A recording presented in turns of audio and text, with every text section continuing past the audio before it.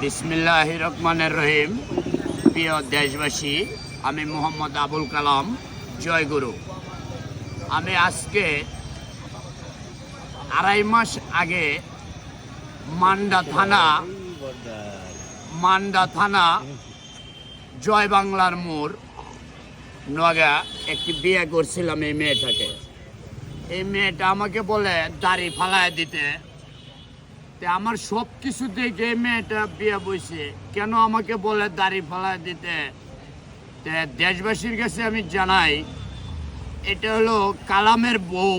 সবাই দেখেন, সবাই চিনেন যে এটা কালামের বউ, দয়াল বাবার বউ।